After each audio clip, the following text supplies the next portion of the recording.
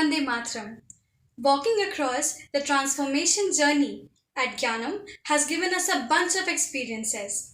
So let's begin our interactive session with the distinguished guest we have today. Vande Mataram sir. Vande Mataram. Sir, Covid के time पे सारे बच्चे घरों में बंद हो गए हैं और ऑनलाइन क्लासेस हो रही हैं और 10th और 12th के सारे एग्जाम्स कैंसिल हो गए हैं। ऐसे में देखा गया है कि बच्चों में पढ़ाई की सीरियसनेस कम हो गई है और उनकी पढ़ाई की क्वालिटी भी घट गई है। इस कंडीशन में बच्चों का कैसा एटीट्यूड होना चाहिए सर? सबसे पहले मैं ये बताना चाहूँगा कि कोरोना के इस समय में सबसे ज़्यादा जो प्रभावित हुआ है वो स्टूडेंट वर्ग हुआ है, क्योंकि बाकी चीज़ें तो जैसा कि हमें पता है कि ये एक पूरे दुनिया में कोरोना की वजह से सारी चीज़ें प्रभावित हुई हैं, लेकिन सबसे ज़्यादा जो चीज़ प्रभावित हुई है वो बच्चे और उनकी पढ़ाई, क्योंकि बच्चे जो है पिछले लगभग 1 साल से अपने घरों में बंद हैं। आउटडोर एक्टिविटीज़ लगभग नहीं के बराबर हो गई हैं और इस स्थिति में और वो बच्चे जो है, चूँकि ये एक अनूठा एक्सपीरियंस है जिसमें कि इस जनरेशन को फर्स्ट टाइम इस तरह की चीज़ फेस कर रही हैं। तो मेरा मानना है कि हम इस कोरोना काल में हम इन चीज़ों पर रोने के बजाय कि हमारी ऑनलाइन क्लासेस हो रही है जिसकी क्वालिटी अच्छी नहीं है, इनकी बजाय हम इस पर अपना ध्यान केंद्रित करें, जहाँ कि हम इस समय का हम ज़्यादा से ज़्यादा बेहतर इसका इस्तेमाल हम कर सकें। इसमें सबसे पहली चीज़ है कि बच्चे जिनको पहले ये शिकायत रहती थी कि उनको समय नहीं मिल पाता है, जैसे स्कूल का टाइम हो गया, उसके बाद उनके ट्यूशन हो गए, फिर उनके बाद और अलग अलग क्लासेस हो गए, तो इसके बाद बच्चों के पास कोई टाइम बचता ही नहीं था। आज इस समय में बच्चों के पास पूरा टाइम है, वो अपने ऑनलाइन क्लासेस करने के बाद उनके पास इतना टाइम है कि वो बाकी चीज़ें अपना वो परस्यू कर सकें। इस समय वो सेल्फ स्टडी की हैबिट को डेवलप करें, क्योंकि मेरा मानना है कि आज के समय में इस ट्यूशन और कोचिंग और क्लास इसके बीच फंसकर बच्चे जो है सेल्फ स्टडीज़ को भूल गए हैं। खुद से करके किसी चीज़ को सीखना, ये थोड़ी मैं पाता हूँ कि अभी थोड़ी सी इसमें कमी आई है। तो ये अच्छा समय है जब बच्चे अपनी इस हैबिट को डेवलप करें और उनकी जो हॉबीज़ है, हॉबीज़ के लिए बच्चों को समय ही नहीं मिल पाता था, तो इस समय वो बच्चे अपने हॉबी को परस्यू कर सकते हैं। हॉबी चाहे उनकी जो भी हो, सिंगिंग हो, किसी म्यूजिकल इंस्ट्रूमेंट को प्ले करना हो, गार्डनिंग हो, कोई आउटडोर कुछ इस तरह की एक्टिविटीज़ हो, तो ये सारी चीज़ें वो अपने परस्यू वो कर सकते हैं इस समय में। तो इस टाइम को यूटिलाइज़ करना चाहिए। तीसरी चीज़, मैं मानता हूँ कि आज बच्चे बुक्स में इतना उलझ गए हैं कि कुछ जो रियल वर्ल्ड जो एक्टिविटीज़ हैं उनसे वो काफ़ी दूर हैं। क्लासरूम्स में जो पढ़ाई होती है उनको प्रैक्टिकली करके देखने के लिए भी उनके पास अभी बहुत समय है, और इसके लिए वो हमारे पास आज टेक्निकल मीन्स हैं, हमारे पास यूट्यूब वीडियोस हैं, बहुत सारी ऐसी चीज़ें जिनको देखकर बच्चे खुद सीख सकते हैं और उनको प्रैक्टिकली करके समझ सकते हैं। तो ये सब चीज़ें करें तो मेरा मानना है कि इस समय में वो इसका यूटिलाइज बेहतर तरीके से कर सकते हैं, और जो उनके लिए बहुत फ़ायदेमंद होगा और आने वाले लाइफ में उनकी बहुत हेल्प भी करेगा। और दूसरी चीज़ यहाँ पे एक, जैसे अभी हमें पता, जैसे न्यूज़पेपर्स में आया है कि 10th और 12th के क्लास जो एग्ज़ाम्स थे CBSE के, ICSE बोर्ड्स के और डिफरेंट स्टेट गवर्नमेंट के जो बोर्ड्स हैं उनके, तो वो सारे कैंसिल किए गए हैं। तो इसमें बच्चे अब एग्ज़ाम दे नहीं पाएंगे, इनके बजाय उनके जो प्रीवियस परफॉर्मेंसेज है, चाहे वो क्लास 9 का हो, 10 का हो, प्री बोर्ड का जो मार्क्स उन्होंने सिक्योर किए हैं, उनके बेसिस पे उनका स्कोरिंग किया जाएगा। तो मेरी बच्चों से ये होगी कि अपने क्लासरूम स्टडीज़ को भी अभी उतना ही इम्पोर्टेंस दें, भले ही वो ऑनलाइन मोड से हो रहा हो, क्योंकि वो मार्क्स उनको बहुत हेल्प करेगा जब फाइनली मेरिट लिस्ट बनेगी। क्योंकि इस बार तो बच्चे एग्ज़ाम नहीं दे पा रहे हैं, और अभी कोरोना में आगे क्या होगा अभी कुछ कहा नहीं जा सकता। हो सकता है इसके बाद के नेक्स्ट ईयर भी जो 10th और 12th के बच्चे हैं, हो सकता है उनको भी इसी मोड में जाना पड़े। इसके लिए मेरे बच्चों से ये उनको सलाह होगा कि वो इस पर ध्यान देते हुए अपनी स्टडीज़ को उस पर कंसंट्रेट करें, ताकि बाद में ऐसा नहीं कि वो उस पर उतना ध्यान ना दें और इसका खामियाजा उनको फिर 10th और 12th के रिजल्ट में भुगतना पड़े। तो ये इक्वल इम्पोर्टेंस करके वो अपना करें और बिल्कुल खुले दिमाग के साथ स्टडी करें। बहुत सारी चीज़ें हैं सीखने के लिए, क्योंकि अगर हमें कुछ नुकसान है तो इसका फ़ायदे भी हैं, तो हमें फ़ायदे की ओर ज़्यादा ध्यान देना चाहिए और उसका ज़्यादा से ज़्यादा हमें इस्तेमाल करते हुए अपने अपने लिए इस्तेमाल करना चाहिए, ताकि हम इसको इस डिफ़िकल्ट टाइम को भी बहुत अच्छे तरीके से हम इसका यूटिलाइज़ कर पाएँ। एडमिनिस्ट्रेटिव सर्विस में जाना काफ़ी स्टूडेंट्स का सपना होता है। 10th और 12th लेवल पे हमारा रूटीन कैसा होना चाहिए ताकि हम अपने इस गोल को जल्द से जल्द पा सकें? तो आपने पूछा कि जो 10th 12th या और भी जो स्टूडेंट्स हैं जो सिविल सर्विसेज को परस्यू करना चाहते हैं, उनका रूटीन क्या होना चाहिए। तो पहले रूटीन पे आऊँ उसके पहले मैं एक चीज़ क्लियर कर दूँ कि इसमें वैसे ही बच्चे आए जो वास्तव में इसके प्रति सीरियस हैं। अगर आप में सीरियसनेस है, वाकई आपके अंदर ये इच्छा है कि आप इसको सिविल सर्विसेज ज्वाइन करें, तभी आप इसमें आए। ऐसा नहीं कि आपके दोस्त कर रहे हैं, आपके रिलेटिव्स कर रहे हैं, कोई और कर रहे हैं, इसकी वजह से आप इसमें आए, तो फिर आपको इसमें सक्सेस मिलने के चांसेस बहुत कम हो जाएंगे। अगर आप वाकई में सीरियस हैं, आपको लगता है कि आप सिविल सर्विसेज करना चाहते हैं, तब आप इसको परस्यू करें, क्योंकि ये हाफ हार्टेड तरीके से आप कभी भी सिविल सर्विसेज, जो इंडिया का most prestigious and toughest examination है, इसको आप क्लियर कर पाएंगे। इसमें मेरा मानना है कि जो बच्चे अभी +2 में हैं, उसके बाद उनको इसकी तैयारी शुरू कर देनी चाहिए और इसके लिए एक रूटीन वे में प्रिपरेशन करना चाहिए। सबसे इम्पोर्टेंट चीज़ है आपका जो सब्जेक्ट, आप जो ऑप्शनल इसमें सब्जेक्ट होते हैं, तो ऑप्शनल सब्जेक्ट आप कौन सा चूज करते हैं, कौन सा सेलेक्ट करते हैं, उसकी प्रिपरेशन आप +2 से ही आप स्टार्ट करते हैं। तो आप ग्रेजुएशन में जो आप सब्जेक्ट्स लेंगे, जिस सब्जेक्ट से आप अपना ग्रेजुएशन करेंगे, उसमें आप उसको वैसे वही सब्जेक्ट सेलेक्ट करें जो आप आगे उसको सिविल सर्विसेज के में लेना चाहते हैं। तो ऐसा नहीं कि आपने कुछ और सब्जेक्ट लिया और किसी और सब्जेक्ट से करें। इसमें सिंपली एक बेनिफिट ये होगा कि आपको इसमें वो होगा कि आप वही चीज़ पढ़ेंगे जो चीज़ आपको सिविल सर्विसेज के लिए भी पढ़ना होगा। तो आपके टाइम की बचत होगी और आप उस पर काफ़ी अच्छे तरीके से, क्योंकि 3 साल जब ग्रेजुएशन कर रहे होंगे तब भी आप उसी सब्जेक्ट को पढ़ रहे होंगे जो आगे भी आपको उसी सब्जेक्ट से वहाँ अपीयर करना है। तीसरा इम्पॉर्टेंट चीज़ है इसमें कि आप करंट अफेयर से अपने आप को अपडेट रखें, क्योंकि ये इम्पॉर्टेंट चीज़ है। क्योंकि इसमें जो सिविल सर्विसेज के एस्पिरेंट्स होते हैं, उनसे एक्सपेक्टेड होता है कि वो अपने आसपास की चीज़ों से बहुत भली भांति वाकिफ़ हो, उनके बारे में उनको इन डेप्थ नॉलेज हो। तो ये तभी आ पाएगा जब आप अपने आप को बिल्कुल अपडेट रखेंगे। इसके लिए आप एक न्यूज़पेपर्स आप ज़रूर पढ़ें, हर दिन इसकी एक हैबिट डेवलप करें कि आप हर दिन न्यूज़पेपर्स पढ़ें। उसमें से इम्पोर्टेंट पॉइंट्स हैं, उनको अंडरलाइन करें, नोट डाउन करें। आप क्वालिटी मैगजीन्स ले सकते हैं, जिसमें आप द फ्रंट लाइन हो गया, मेन स्ट्रीम हो गया और इंडिया टुडे हो गया। फिर पब्लिकेशन डिवीज़न की बहुत सारी मैगजीन्स आती हैं, योजना है, कुरुक्षेत्र है। ये सब किताबें आपको काफ़ी मदद करेंगी। न्यूज़पेपर्स में आप द टाइम्स ऑफ इंडिया ले सकते हैं, द हिंदू ले सकते हैं, हिंदुस्तान टाइम्स ले सकते हैं।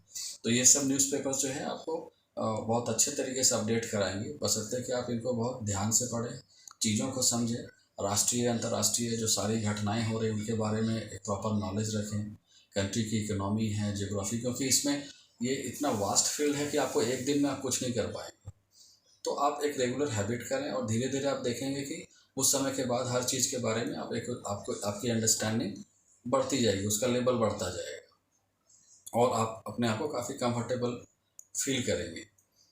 तो और इसमें डेडिकेशन, चूँकि ये बहुत शॉर्टकट कंपटीशन में है, लाखों बच्चे अपियर करते हैं और इसमें बहुत लिमिटेड सीट्स होती हैं, तो एक एक मार्क्स बहुत इंपॉर्टेंट है। आप इसको बिल्कुल भी हल्के में नहीं ले सकते। तो जो भी एस्पिरेंट्स होंगे जो सिविल सर्विसेज के लिए, तो मेरा उनको ये सलाह होगा कि अगर वो वास्तव में सीरियस हैं तो आप +2 के समय से ही इसके प्रति आप अपना टाइम डिवोट करना शुरू कर दें। आप डेली करंट अफेयर से रिलेटेड न्यूज़पेपर्स, मैगजीन्स पढ़ें।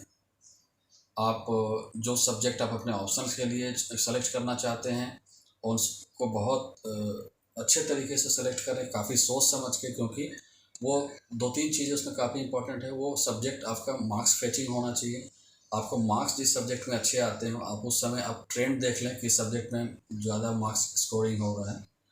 दूसरी चीज़, उसके लिए आपको प्रॉपर बुक्स अवेलेबल हैं या नहीं। बहुत सारे सब्जेक्ट्स ऐसे हैं जिनमें आपको बुक्स की अवेलेबिलिटी नहीं हो पाती है, तो वो आप देख लें। फिर जिस पे आपको रुझान हो, जहाँ आप बहुत आसानी से चीज़ों को उस विषय को, उस सब्जेक्ट को समझ पा रहे हैं। ऐसा नहीं कि हमारे किसी दोस्त ने वो सब्जेक्ट ले लिया तो मैं भी वो सब्जेक्ट ले लूँ। तो ये सब चीज़ें इसमें बहुत काम नहीं करती हैं। आपको जिस विषय में आपको रुझान हो, आपकी इंटरेस्ट हो, इच्छा हो, वो सब्जेक्ट ही आप सेलेक्ट करें और बिल्कुल अपडेट रहें। तो मेरा मानना है कि जब आप ग्रेजुएशन कंप्लीट करेंगे तो फिर आपको ज़्यादा टाइम इसको कंप्लीट करने में नहीं लगेगा। तो वैसे जो भी बच्चे जो सीरियसली इसको परस्यू कर रहे हैं, my best wishes to all such students. हम बच्चे अभी टीनेज फेज से गुजर रहे हैं और फ्रेंडशिप और फ्रेंड्स हमारे लिए बहुत ज़्यादा इम्पोर्टेंट हैं। लेकिन कोविड के कारण ना हम पहले की तरह स्कूल जा पाते हैं और ना ही पहले की तरह मस्ती कर पाते हैं। लेकिन इसी कारणवश हमारे अंदर एक इमोशनल वैक्यूम क्रिएट हो चुका है। इस वैक्यूम से हम लोग कैसे निकले और इस कंडीशन को हम लोग कैसे टैकल कर सकते हैं? देखिए, अभी टीनेजर्स जो है ये सबसे बहुत टेंडर एज होता है, जिसमें बच्चे जो है वो दोस्ती, फ्रेंडशिप, ये सब चीज़, मस्ती करना, पार्टी करना, ये सब चीज़ों की तरफ उनका झुकाव बहुत ज़्यादा होता है। और ये एज भी है, और इस एज में हम लोगों ने भी अपने समय में काफ़ी मस्ती की थी, काफ़ी दोस्ती, खेल कूद सारा कुछ किया। तो जाहिर है आज इस कोरोना के काल में ये हमारे ये टीनेजर्स बच्चे स्पेशली ये बहुत ज़्यादा एक वैक्यूम फील कर रहे हैं, क्योंकि ये स्कूल नहीं जा पा रहे हैं, कोई आउटडोर एक्टिविटीज़ नहीं हो पा रही, जिसकी वजह से ये बच्चों से मिल नहीं पा रहे, अपने दोस्तों से मिल नहीं पा रहे हैं। वो हंसी मजाक, वो गपशप करना, वो मस्ती करना, ये सब चीज़ें अभी लगभग पिछले 1 साल से बंद हैं। तो जाहिर है बच्चों पर इसका थोड़ा सा वो अफेक्ट हो रहे हैं इसकी वजह से। तो मेरा ये मानना है कि जो भी समय है उसको, चूँकि टाइम तो बहुत डिफ़िकल्ट है, तो हमें इसको पार करना है। लेकिन ये बच्चे उस एज के नहीं है जो खुद से, इसमें पेरेंट्स को थोड़ा उनको गाइड करना होगा। मेरा सलाह होगा बच्चों और उनके पेरेंट्स से भी, जो इस टीनेजर्स बच्चों के पेरेंट्स हैं, कि वो बच्चों में कुछ ऐसी हैबिट्स डेवलप करें जो जनरली इन चीज़ों के लिए बच्चों को टाइम नहीं मिल पाता है, ना तो पेरेंट्स को ना तो बच्चों को। जैसे हम लोग नेचर से दोस्ती करना सीखें। नेचर में हमारे पेड़ पौधे, एवरीथिंग, सारा कुछ जो है, जो भी नेचर के पैरामीटर में आता है, वो सारे चीज़ों से, जैसे घर में हम छोटा सा गमले में एक पौधा लगाते हैं, एक बीज डालते हैं, जब पौधा धीरे धीरे बड़ा होता है तो हम उसको देख भी नहीं पाते हैं अपने बिजी शेड्यूल में। लेकिन अब वो समय है कि हम उससे दोस्ती करें। जैसे मैंने खुद एक पौधा लगाया, उसमें मैंने पानी दिया, बीज लगाया, और थोड़ा धीरे धीरे वो पौधा जब बड़ा हो गया, उसमें फूल आने लगा, तो वो खुशी बहुत मतलब अभूतपूर्व होती है। जब आप उसको देखते हैं, आपको जो खुशी होती है, मैंने जब वो पौधा लगाया, वो बड़ा हुआ, उसमें कली आई, उसमें फूल आया, तो वो हर एक मोमेंट आपको एक खुशी देता है। आप उससे दोस्ती करते हैं। आपके घर में पेट्स होंगे, डॉग्स होंगे, कैट्स होंगे, आप उनसे दोस्ती करें। आप देखें कि वो भी आपके दोस्ती के लिए, वो हमेशा वो आपकी बाट जोते हैं। आपको देखते हैं कि कभी आप भी उनके साथ वो प्यार से बिहेव करें, उनके साथ खेलें, उनके साथ एक क्वालिटी टाइम स्पेंड करें। तो वो चीज़ें भी हैं। हम लोग जनरली होता है कि पेट्स घर पे पालते हैं लेकिन उनको टाइम नहीं दे पाते। तो ये वो टाइम है जब हम उनके साथ भी दोस्ती करें, उनको भी समझें। They are also part of our life, लेकिन अपने बिजी शेड्यूल में हम उनको नहीं दे पाते। तो बच्चे, अच्छा, दूसरी एक चीज़ है कि हम खुद से भी नहीं मिल पाते, क्योंकि हमारा हर कुछ अभी बिल्कुल ऑटोमेटिक हो चुका है लाइफ। सुबह मॉर्निंग में जब आप उठते हैं, उसके बाद से ब्रश करने से लेके अपना डेली जो एक्टिविटीज़ रूटीन वे में चलते हैं, बिल्कुल एक रोबोट की तरह। तो इस समय हम खुद को नहीं जान पाते। हमारा हेल्थ को हम लोग पीछे छोड़ चुके हैं, जिसकी वजह से आज आप देखेंगे छोटे बच्चे, खासकर टीनेजर्स में जंक फूड की हैबिट बहुत ज़्यादा हो गई है। वीडियो गेम्स खेलना, ये सारा चीज़ एक्टिविटी, ये अल्टीमेटली क्या हो रहा है, उनको अनहेल्दी लाइफ स्टाइल की ओर ले जा रहा है। आज बच्चों को आपकी आई साइट बहुत छोटी उम्र में वो अफेक्टेड हो रही है, जिसकी वजह से आप देखेंगे वो स्पेक्टिकल्स वगैरह यूज कर रहे हैं, उनकी आई साइट कम हो रही है, वो उनमें फैटी हो जा रहे हैं। तो ये सारी चीज़ें हैं जो उनकी गलत लाइफ हैबिट से डेवलप हो रही हैं।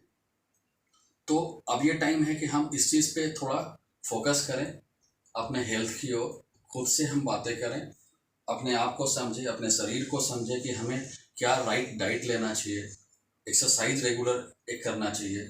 तो एक हेल्दी लाइफस्टाइल डेवलप करने के लिए भी ये समय है। तो हम खुद से हम प्यार करने लगेंगे। जब आपका खुद का शरीर अगर आपका साथ नहीं देगा तो ये बहुत मुश्किल बात होती है। तो हम ये चाहेंगे कि बच्चे और उनके पेरेंट्स से भी मेरा रिक्वेस्ट होगा कि वो बच्चों में इस हैबिट को डेवलप करने की तरफ ध्यान दें। दूसरी चीज़ कि बच्चे खुद को नहीं जान पाते कि वो क्या हैं, उनको क्या अचीव करना है, उसके लिए उनकी क्या प्लानिंग है, वो कैसे उसको अचीव करें। तो मेंटली वो बहुत कंफ्यूज्ड स्टेट में रहते हैं क्योंकि उनको प्रॉपर एक गाइडेंस नहीं मिल पाता। दूसरी बात, आज इतनी तरह की चीज़ें हैं कि बच्चे को वो खुद कंफ्यूज हो जाता है उसको करना क्या है, उसके लिए क्या सही डायरेक्शन होगा जिस डायरेक्शन पे जाके वो अपने उस सक्सेस को अचीव कर पाए। तो इसके लिए पेरेंट्स उनको गाइड करें कि वो कौन सा कैरियर ऑप्ट करना चाहते हैं अपने लाइफ में। और मेरे हिसाब से कैरियर वो ऑप्ट करना चाहिए जो उनमें नेचुरल, जिसके लिए प्रति इंस्टिंक्ट हो, जिसके प्रति उनको रुझान हो, चाहत हो, तभी वो अपना 100% दे पाएंगे।